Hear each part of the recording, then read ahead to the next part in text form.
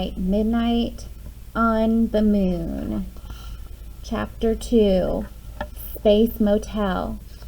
Jack opened his eyes. He looked out the window. The treehouse had landed inside a large white room. "What kind of training place is this?" asked Annie. "I don't know," said Jack. The room was round.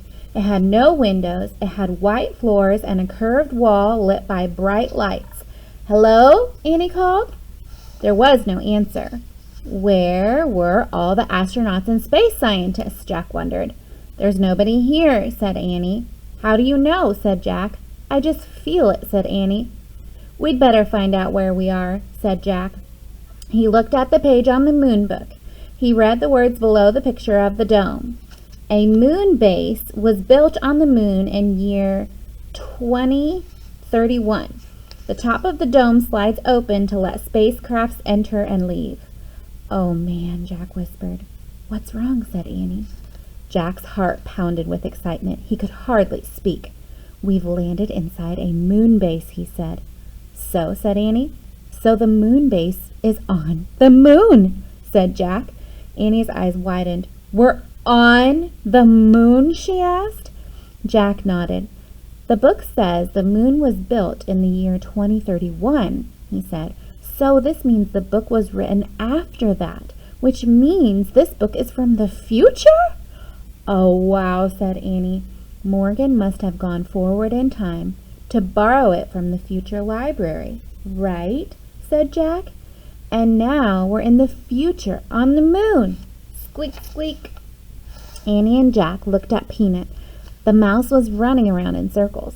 "Poor Peanut," said Annie. She tried to trick the mouse up, but Peanut hid behind the mango on the letter M. "Maybe she's nervous about being on the moon," said Annie. "She's not the only one," said Jack. He let out a deep breath. Then he pushed his glasses into place. "So what's a moon base?" asked Annie. Jack looked at the book. He read aloud. "When scientists visit the moon for short periods, they eat and sleep in the moon base."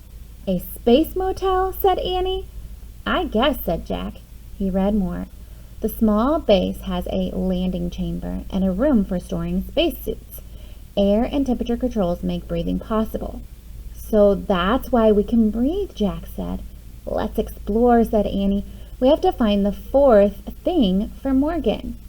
"No, first we should study this map," said Jack. He pulled out his notebook. "You study it," said Annie. Jack copied the map. Then he drew in the treehouse. Treehouse, landing chamber, rocket entry, spacesuit room, storeroom, airlock. "Okay," he said.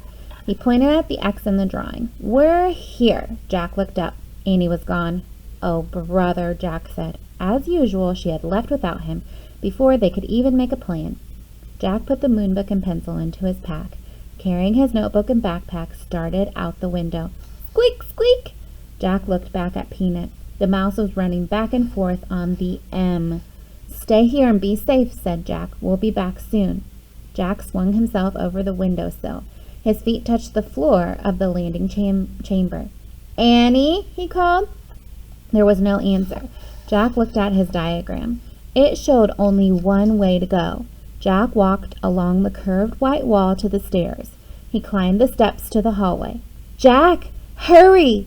Annie was at the end of the hall, standing in the airlock. She peered out a window in a giant door. Jack hurried toward her. Annie stepped aside so he could look out the window too. "Oh, man," said Jack. What he saw took his breath away. He stared at a rocky gray land. The land was filled with giant craters and tall mountains. The sun was shining, but the sky was ink black. "Say hi to the moon," Annie said. Chapter 2 of Midnight on the Moon.